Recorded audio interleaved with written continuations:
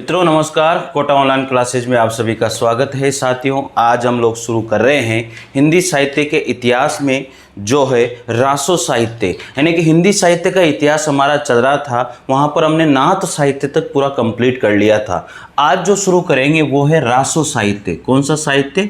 रासो साहित्य। साथियों, रासो साहित्य एक तरह से बहुत इम्पोर्टेंट साहित्य माना जाता है आदिकाल में। और आदिकाल के जो चार भेद, हमने चार प्रकार जो आदिकाल को डिवाइड किया था चार भागों में, उसमें से रासो साहित्य एक तीसरा भाग में आप लोगों के लिए सामने रखता हूं। और मित्रों एक बात याद रखिए, इसमें जितनी भी बातें बताऊं वो सारी की सारी आपको पता होना चाहिए। साथियों, पहली बात तो यह है कि आप निश्चित हो जाइए, चैनल से जुड़िए, चैनल को सब्सक्राइब कर लीजिए, लाइक कर लीजिए और बेल आइकन को प्रेस करना मत भूलिए, क्योंकि हर नोटिफिकेशन आपके पास आना चाहिए। क्योंकि साथियों में यहाँ पर first grade, second grade, PGT, TGT, ये वर्ग 1, वर्ग 2 सभी के लिए, डीएसएसबी के लिए, केंद्रीय विद्यालय के लिए, सभी के लिए ये कम्प्लीटली कोर्स में पूरा करवाता हूँ और करवा रहा हूँ। तो मित्रों ध्यान रखिएगा, चैनल से निश्चित रूप से जुड़िएगा। चलेगा, पढ़ते हैं रासो साहित्य। रासो शब्द की उत्पत्ति के संबंध में क्या क्या मत रहे हैं, सबसे पहले उनको जान लेते हैं। रासो जो शब्द है, रासो शब्द की उत्पत्ति के संबंध में, साथियों जो रासो शब्द है इसकी उत्पत्ति के संबंध में क्या क्या मत हैं या क्या क्या संबंध में मत जो है, साथियों उन मतों को जानना पहले सबसे इंपॉर्टेंट बात है। अब देखें किसने क्या नाम दिया है वो चीज हमें पता होना चाहिए। तो इधर तो आप लिख लीजिए मूल शब्द, इधर क्या लिखेंगे? मूल शब्द लिखिए आप, ठीक है। और इधर हमें लिखना है प्रस्तोता। प्रस्तोता का मतलब होता है देने वाला, ठीक है, प्रस्तोता, ठीक है। ये प्रस्तोता यानी कि नाम देने वाला, नाम देने वाला, ठीक है। ये चीज आपको याद होनी चाहिए। बना लीजिए टेबल बहुत तगड़े तरीके से, सोच लीजिए कि किसने क्या नाम दिया। रासऊ, रासऊ नाम किसने दिया? रासऊ ये नाम किसके द्वारा दिया गया था? एक बार आप भी कमेंट करके बताइएगा। राम स्वरूप चतुर्वेदी ने ये नाम दिया था। किसने दिया था? ये नाम दिया था राम स्वरूप, राम स्वरूप चतुर्वेदी के द्वारा, चतुर्वेदी के द्वारा ये नाम दिया गया था। मित्रों याद होना चाहिए आप लोगों को। जो रासो शब्द है, रासो शब्द की उत्पत्ति कैसे हुई? रासो शब्द की उत्पत्ति में रासो जो शब्द है उसको उसका नामकरण, रासो का नामकरण रासो किसने किया था? राम स्वरूप चतुर्वेदी ने। इससे याद रख लेना भैया, राम स्वरूप, रास तो राम स्वरूप, स से स्वरूप, रास राम स्वरूप चतुर्वेदी, याद हो जाएगा, कोई समस्या नहीं है। दूसरा नाम जो है साथियों यहाँ पर रसायन से रास या रासो किसने बोला? रसायन, रसायन, रसायन से रास या रासो किसने कहा साथियों? रसायन से रास या रासो किसके द्वारा कहा गया? आचार्य रामचंद्र शुक्ल, आचार्य रामचंद्र शुक्ल, आचार्य रामचंद्र शुक्ल जी के द्वारा ये बात कही गई। नंबर 3 पे बात आती है रासक शब्द। क्या आती है? रासक शब्द। ये रासो को, रासक शब्द किसने, यानी कि रासो जो शब्द बना वो रासक से बना है, ऐसा किसने कहा है? ये नामकरण किसने किया है? हजारी प्रसाद द्विवेदी, हजारी प्रसाद द्विवेदी और विश्वनाथ चतुर्वेदी। हजारी प्रसाद द्विवेदी लिखिए, हजारी प्रसाद, हजारी प्रसाद द्विवेदी, हजारी प्रसाद द्विवेदी और एक थे विश्वनाथ, ठीक है। इन दोनों ने ही क्या नाम दिया था? रासक नाम दिया था। रासो शब्द की उत्पत्ति रासक से हुई है, ऐसा मानने वाले कौन कौन थे? हजारी प्रसाद द्विवेदी और विश्वनाथ जी रहे हैं। साथियों बढ़िया चल रहा है, कोई समस्या नहीं। कमेंट आना चाहिए, बहुत दिनों बाद क्लास आ रही है, ऐसा ही कमेंट कर दो, कोई बात नहीं, कर देना कमेंट, कैसा भी कर देना, पर जैसे टाइम मिलता है वैसे मैं जरूर कर देता हूँ क्लास को, ठीक है मित्रों। तो ये बात तो यहाँ तक हो गई। आगे बात करेंगे और कौन कौन थे? हजारी प्रसाद द्विवेदी, विश्वनाथ जी, और कौन है? विश्वनाथ प्रसाद मिश्र, पूरा नाम था इनका विश्वनाथ प्रसाद मिश्र, ठीक है, दिख रहा होगा मुझे जहाँ तक लगता है। विश्वनाथ प्रसाद मिश्र इनका पूरा नाम रहा है, कोई दिक्कत नहीं है, समस्या नहीं है इसमें। चलिए, विश्वनाथ प्रसाद मिश्र पूरा नाम है। और भी थे दशरथ शर्मा, क्या नाम था? दशरथ शर्मा जी ने भी यही कहा, रासक कहा है। इसके बाद में माता प्रसाद गुप्त, माता प्रसाद गुप्त ने भी रासक शब्द से ही रासो शब्द की उत्पत्ति मानी है। आगे है चंद्रबली पांडे, इन्होंने भी जो है रासो शब्द की उत्पत्ति किससे मानी है? रासक शब्द से ही मानी है मित्रों। तो लिख लीजिएगा, बहुत तगड़ी बातें आप लोगों को मैं बताता हूं। बहुत खतरनाक हिंदी साहित्य का इतिहास हमारा चल रहा है, और ये व्हाइट बोर्ड है ना, ये जिंदगी बना देगा, ये मान के चलिए साथियों। इसलिए तैयारी जम के कर लेना। जिंदगी में सक्सेस होना ही तो यही सक्सेस का सबसे मूल मंत्र है कि व्हाइट बोर्ड से पढ़ लिया जाए बस, ठीक है। एमएन सर का जलवा ही कुछ अलग ही मान लेना आप लोग, ठीक है। आगे बढ़ते हैं, ये लिख लिया होगा, और इसी क्रम में आगे बढ़ते हैं। तीन तो हो गए भैया। अब ये आगे वाला जो मामला है वो भी लिख लो। 4th नंबर पर बात आ जाती है। अब 4th नंबर पर कौन आता है, कौन सा शब्द आता है, एक बार जरूर देख लीजिएगा। ये रही बात 4th नंबर वाली। चलिए, 4th नंबर पर आता है यहाँ पर रसिक। रसिक जो शब्द है, ये रासो शब्द की उत्पत्ति रसिक से हुई, ऐसा मानने वाले कौन कौन हैं? ऐसा मानने वाले हैं नरोत्तम स्वामी जी। कौन है मित्रों? नरोत्तम स्वामी जी ने ऐसा माना है कि रासो शब्द की उत्पत्ति रसिक से हुई है। बात समझ में आ रही होगी मेरे हिसाब से। फिर आगे 5 नंबर पर रासो शब्द की उत्पत्ति रास शब्द से हुई है, ऐसा मानने वाले कौन थे? नंद दुलारे वाजपेयी। याद रखना, नंद दुलारे वाजपेयी, याद हो जाएगा। बहुत बढ़िया, अच्छी बात है यार, आप सब पढ़ने वाले हो। राजसूय शब्द से उत्पत्ति हुई। राजसूय का मतलब क्या होता है? महान यज्ञ। इसका मतलब क्या होता है? महान यज्ञ इसका मतलब होता है, ठीक है। तो याद रखना, राजसूय यज्ञ भी हुआ था, एक महान यज्ञ का नाम भी राजसूय दिया गया था। तो राजसूय जो शब्द है, इससे रासो शब्द की उत्पत्ति हुई, ऐसा मानने वाले थे गारसा द तासी। कौन, किसने माना? गारसा द तासी, इन्होंने ऐसे शब्द से माना है। राजएश, क्या नाम है? राजएश, इस शब्द से रासो की उत्पत्ति मानने वाले थे हर प्रसाद शास्त्री। क्या नाम था? हर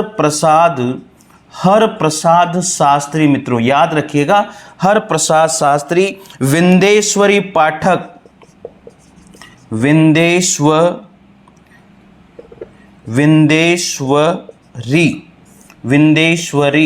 पाठक, इन्होंने जो है किससे मानी है? राजयश शब्द से मानी है साथियों। 8वें नंबर पर बात करेंगे रासा, ठीक है, रासा, और फिर आगे बना रासू, और फिर आगे बना रासो। इस तरह से मानने वाले रासक, रासा, रासू, ऐसे किसने माना है? गणपति चंद्रगुप्त। कौन थे ऐसे मानने वाले? गणपति चंद्रगुप्त ने जो है इस तरह से रासो शब्द की उत्पत्ति मानी है। समझ में आ गई होगी मैं क्या बोल रहा हूँ? रासक, रासा, रासू, और फिर रासो।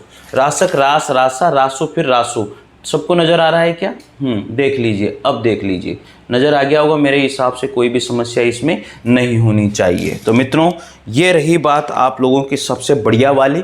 तो यहाँ तक कि हम लोगों ने यात्रा पूरी करी, आगे भी हम लोग यात्रा पूरी करेंगे, माता रानी का आशीर्वाद रहा तो, ठीक है। चलिएगा, लिख लिया होगा, और जो नहीं लिख रहे हैं वो फिर देख लो भैया, मामला गड़बड़ है, लिख लेना। मैं सही बता रहा हूँ, लिखते जाइए, सही बता रहा हूँ आप लोगों। आगे है रहस्य शब्द से रासो शब्द की उत्पत्ति मानने वाले 2-4 कवि रहे हैं, ऐसे राइटर रहे हैं। लिखिएगा, श्यामल दास, क्या नाम था उनका? श्यामल दास ने रहस्य शब्द से रासो शब्द की उत्पत्ति मानी। अगले राइटर हैं डॉक्टर काशी प्रसाद जायसवाल। दूसरे कौन थे? डॉक्टर काशी प्रसाद जायसवाल इन्होंने जो है रासो शब्द की उत्पत्ति रहस्य शब्द से मानी है। इसमें से एक न एक क्वेश्चन तो आप लोगों के बनेगा ही बनेगा, टिपकेगा, सोच लेना ये बात। तो रहस्य शब्द से रासो शब्द की उत्पत्ति मानने वाले डॉक्टर काशी प्रसाद जायसवाल और एक थे श्यामल दास जी। इन्होंने रहस्य शब्द से रासो शब्द की उत्पत्ति मानी है मित्रों, तो याद रख लेना भैया। ठीक है, आगे पढ़ते हैं। आगे क्या क्या बातें याद रखनी है? बहुत सारी बातें याद रखने वाली होती है मित्रों।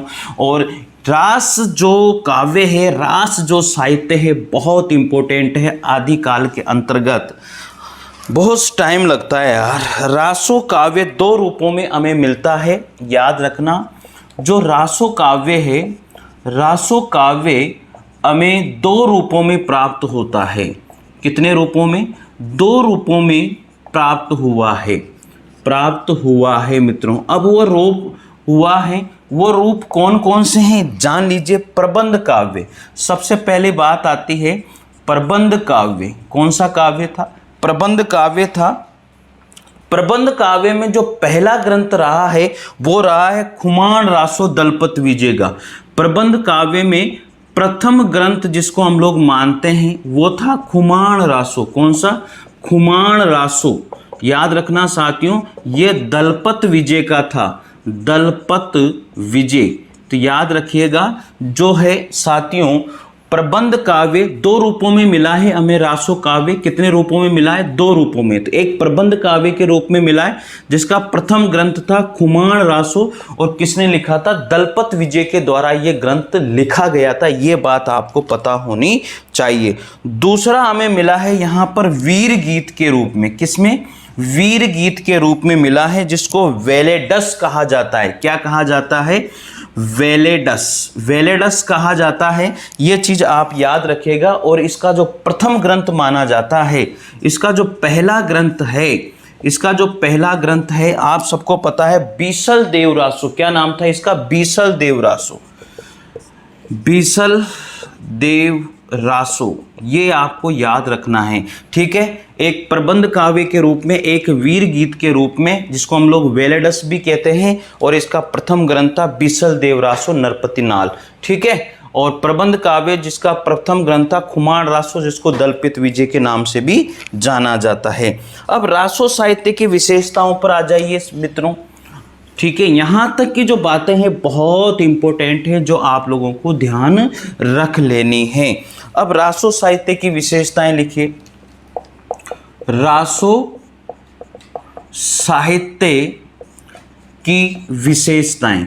अब रासो साहित्य की विशेषताएं क्या क्या है, ये चीज आपको 100% याद होनी चाहिए। विशेषताओं को प्रवृत्तियां भी कहा जाता है। प्रवृत्तियों के नाम से भी प्रश्न आता है। आजकल ऐसा ही चलन चल रहा है कि प्रवृत्तियों के नाम से भी क्वेश्चन पूछे जाते हैं और प्रवृत्तियां दे दी जाती है और पूछा जाता है इसमें से रासो साहित्य की प्रवृत्ति है या नहीं है। इस तरह के प्रश्न पूछ लिए जाते हैं बहुत खतरनाक तरीके से। तो एक एक प्रवृत्ति को आप लोग जान लीजिए।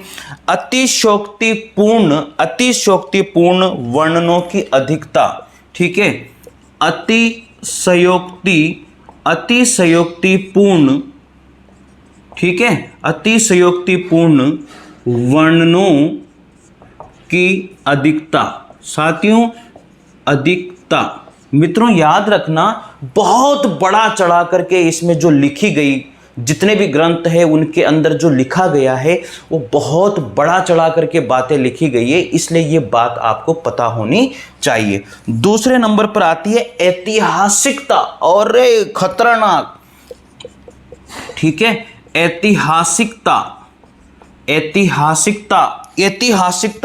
राष्ट्रीयता का क्या है, इसमें अभाव है। ऐतिहासिकता और राष्ट्रीयता का अभाव देखने को मिला है। बहुत इंपॉर्टेंट है, बहुत इंपॉर्टेंट। ऐतिहासिकता और राष्ट्रीयता का अभाव हमें रासो साहित्य की विशेषताओं में देखने को मिला। यहां पर तीसरे नंबर पर बात आ जाती है युद्धों का सजीव वर्णन। क्या नाम है? युद्धों का बहुत ही सजीव रूप में वर्णन किया गया है। तो ये विशेषता बहुत इंपॉर्टेंट है, सारी की सारी विशेषताएं आपको पता होना चाहिए। मित्रों, फोर्थ नंबर पर लिखिए अप्रामाणिक ग्रंथ। अप्रामाणिक ग्रंथों की अधिकता भी हमें बहुत देखने को मिली है। ये बात भी याद रखना। पांचवें नंबर पर है नारी के रूप सौंदर्य का चित्रण बहुत खतरनाक तरीके से किया गया है। नारी के रूप सौंदर्य को बहुत तगड़े इससे उजागर किया गया है। छठे नंबर की बात करते हैं मित्रों, वीर व श्रृंगार रस की प्रमुखता देखने को मिली है। रस की प्रमुखता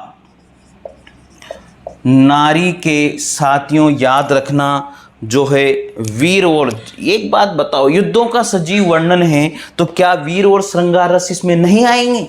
अरे वो तो आएंगे ही आएंगे, फिर क्या दिक्कत है? तो याद रखने में कोई भी परेशानी नहीं है, आप थोड़ा सा रिलेटेड कर लीजिएगा। छंदों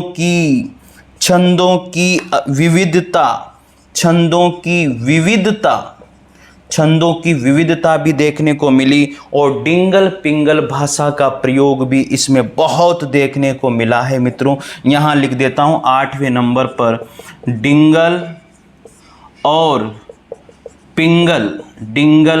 पिंगल भाषा का प्रयोग अधिक देखने को मिला है। याद रख लीजिएगा कि डिंगल और पिंगल भाषा का प्रयोग बहुत अधिक देखने को इसके अंदर रासो साहित्य के अंतर्गत मिला है साथियों।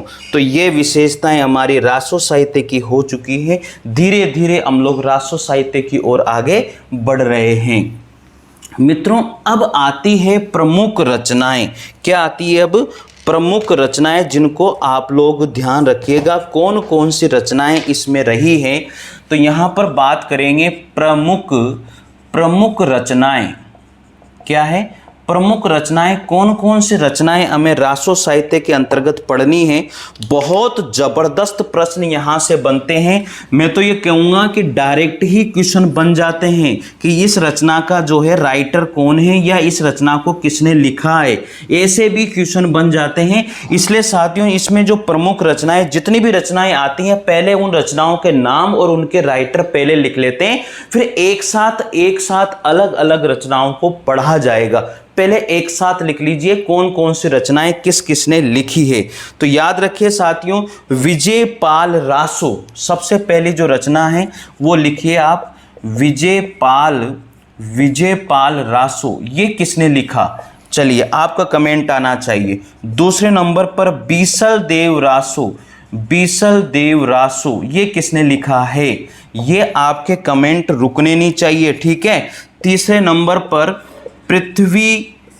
पृथ्वीराज रासो, ठीक है, आपके कमेंट नहीं रुकना चाहिए किसने किसको रचना को लिखा है। इन रचनाओं के बारे में डिटेल से एक एक पढ़ेंगे हम लोग, अभी टेंशन मत लीजिए। मैं एक साथ लिखा रहा हूं अभी तो कि किस रचना को किसके द्वारा लिखा गया है। इसके बाद में आता है चौथे नंबर पर परमाल रासो, ठीक है। परमाल रासो किसने लिखी है? जगनिक के द्वारा लिखी गई है साथियों। तो याद रख लेना भैया कौन सी रचना किसके द्वारा लिखी गई है। और आगे भी बहुत सारी रचनाएं आएगी, बस ये तो नॉर्मल एक तरह से ये है कि मैंने इन रचनाओं के नाम और इन रचनाओं के राइटर का नाम तो आप लोगों को पता होना ही चाहिए। किसने लिखी? विजयपाल रासो। किसके द्वारा? विजयपाल रासो। नल सिंह भाट, क्या नाम था? नलह, याद रखना, नलह सिंह भाट, इन्होंने लिखी थी यह रचना। बीसल देव रासो दलपति विजय के द्वारा लिखी गई, ये तो सबको याद है ना भाई। बीसल देव रासो नरपति नाल के द्वारा लिखी गई। नरपति नालह के द्वारा लिखी गई। और पृथ्वीराज रासो तो सबको पता होगा, चंद्रबरदाई ने लिखी। किसने लिखी?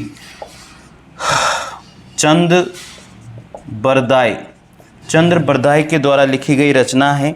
और परमार रासो जो रचना है उसके राइटर हर किसी को पता है। आलाखंड के नाम से भी इसको जाना जाता है। जगनिक, क्या नाम है उनका? जगनिक। तो याद रखना, इनके बारे में डिटेल हम लोग बहुत अच्छी तरह से पढ़ेंगे। पहले इनको याद रखो, विजयपाल रासो, नलह सिंह भाट ने, बिसलदेव रासो, नरपति नाल ने, पृथ्वीराज रासो चंद्रबरदाई ने, और परमार रासो जो है जगनिक के द्वारा लिखी गई है। बहुत डिटेल से हम लोग पढ़ेंगे, निश्चित होकर के तैयारी कीजिए साथियों।